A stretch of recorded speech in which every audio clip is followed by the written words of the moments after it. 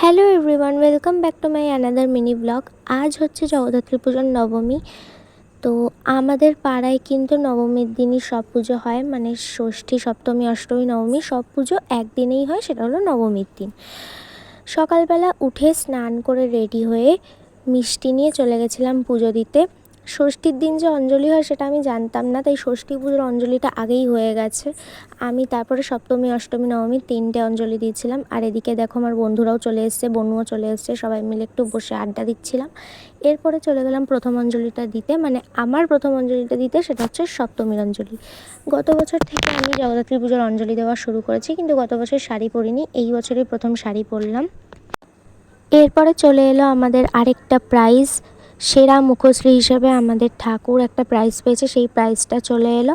আগের দিনের ব্লগে তোমরা দেখেছিলে যে একটা প্রাইজ পেয়েছিল, তো আজকে আরও একটা প্রাইজ পেলাম আমরা বাদামতলা অধিবাসী বৃন্দ, তাই আমরা সবাই ভীষণ খুশি। আর এই দেখো দুটো ট্রফি, একটা হচ্ছে সেরা সম্মান আর একটা হচ্ছে সেরা মুখশ্রী। যাই হোক, তারপর প্রাইজ দেওয়াটা দেখে বাড়ি চলে এসেছিলাম।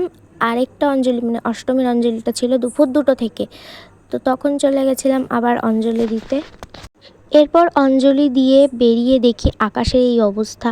আমি তো ভেবেছিলাম আর বোধহয় অঞ্জলি দিতে আসতেই পারবো না, যদিও আমার বাড়ি থেকে প্যান্ডেল জাস্ট 1 মিনিট লাগে আসতে, বেশিক্ষণ লাগে না। তবু যদি প্রচুর ঝড় বৃষ্টি উঠে যায় তাহলে আসাটা একটু প্রবলেম হয়ে যাবে। আর খুব জোরে জোরে হাওয়া দিচ্ছিল, আর একটু একটু বৃষ্টি হয়েছে, খুব একটা হয়নি, মানে আমি যখন বেরিয়েছি তখন আর হয়নি। এরপরে আমি আবার 4টের সময় মণ্ডপে চলে গেছিলাম, বাট তখন অঞ্জলিটা, মানে নবমীর অঞ্জলিটা একটু দেরি হয়েছে হতে। আর এদিকে দেখো তিয়াশাও চলে এসেছে। তিয়াশা বলেছিল আসতে পারবে না, ও ঠাকুর দেখতে যাবে, কিন্তু ঠাকুর দেখতে যাওয়ার আগেই এসেছে। যাই হোক, তারপরে আমি নবমীর অঞ্জলিটাও দিয়ে নিলাম। এরপরে চরণামৃত নিয়ে বাড়ি চলে গেলাম। আর বাড়ি গিয়ে ভাত খেতে খেতে আমার প্রায় 6:30 বেজে গেছিলো। তারপরে আবার একটু রেস্ট নিয়ে সন্ধ্যাবেলা বন্ধুদের সাথে একটু বেরালাম। আর দেখো আজকে কিন্তু আমি শাড়ি পরেছি, আর এখানে দেখো কিছু তোমরা শুনতে পাবে না, বেকার কপিরাইট পড়ে যাবে, তাই আমি ভয়েস ওভার দিয়ে দিলাম। এখানে আমি আমাদের প্রাইসগুলো দেখাচ্ছি।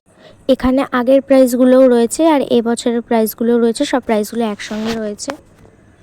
তো চলো আজকের মতো এতটাই, দেখা হবে নেক্সট ব্লগে, টাটা।